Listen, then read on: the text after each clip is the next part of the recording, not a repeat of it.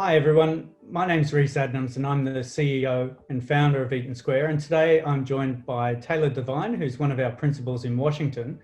And Taylor, I guess the key question everyone has is, how is the M&A market in the US going at the moment? Well, my first response to that, Rhys, is like the old politician. It depends. So I think our teaching to the key to the U.S. market, the U.S. M&A market, is to understand that it's not a homogeneous market. It is a very segmented market. And as a beginning point, we like to look at the three main people involved in M&A in the United States, which are buyers, sellers, and capital providers to the M&A process.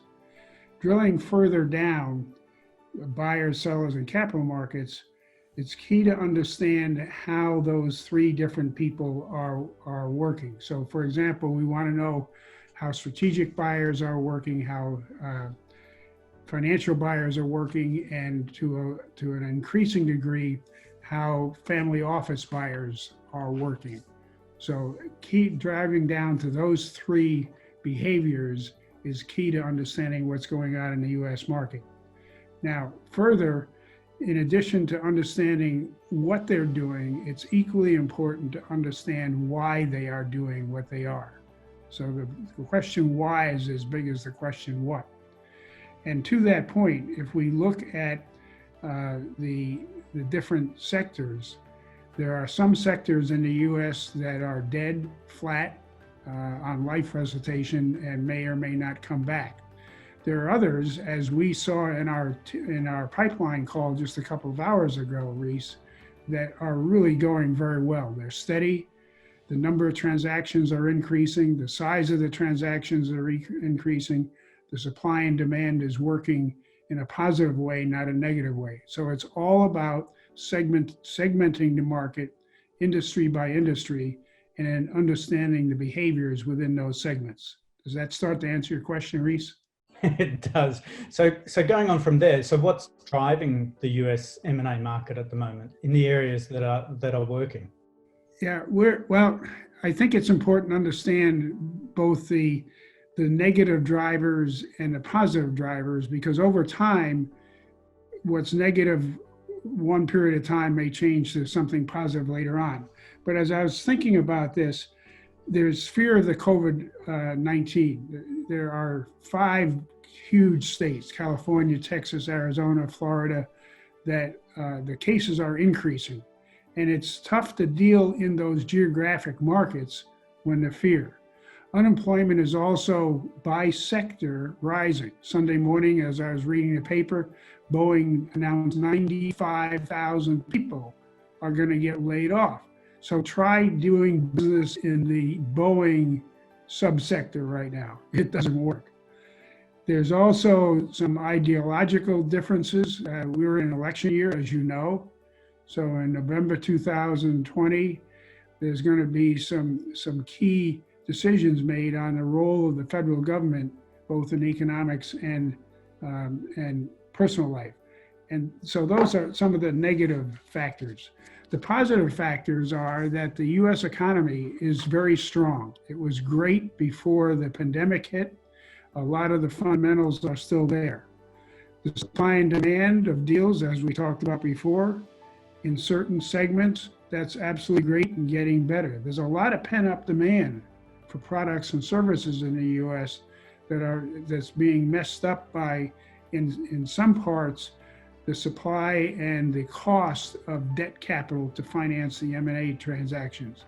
So as those things get better, the M&A market in the US will open up. And I'm of the belief that the quote new normal in the M&A market will be even better than the pre-pandemic normal market.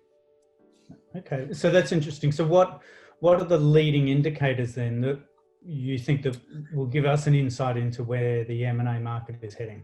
Well, I'll share with you what we're watching, and then other people. And again, the key to the U.S. market is understanding the individual segments. But one of the first of the 5 or 6 things we're watching is the federal budget.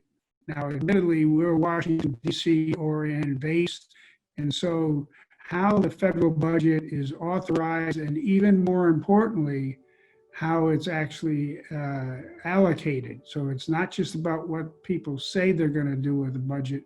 Where do they put the money? We're also watching technology.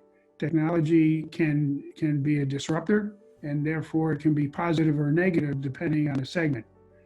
The impact of the 2020 elections, which are in November, we're watching how the three competing bodies are going to turn out. We've got the presidency, we've got the House, and we have the Senate. And this is all about, in my opinion, the balance of power between those three entities. Because if one party wins the majority of all three, we're going to see some different kinds of stimulus than if the House and the Senate are split, that kind of thing. So, and then the supply and demand of deals is going to be a function, we think, of the general mood of the country. The COVID-19, when some of the reading, again, I was doing yesterday, getting ready for this, is that there are some very smart people that say, look, this new normal is not going to get to be the new normal until a vaccine is announced that starts to take the uncertainty and the risk assessment out of the market. So that's sort of my balance sheet view of what to watch out for, Reese. Yeah, and I think that's an important point, because that's changing deal structures in the market at the moment as well, just because buyers and sellers are trying to deal with risk in a new environment. Yeah, the four key words I keep hearing, which I didn't even know about a year ago, are uncertainty and risk assessment. And when I talk to people a lot smarter than I am about those four words, they do the same thing you're doing. They nod their heads up and down and say, yeah, that's a key thing to watch out for. Yeah. Okay. Thank you for that, Taylor. And we'll talk to you again soon. Okay. Thank you, Reese. Have a good evening. Thanks.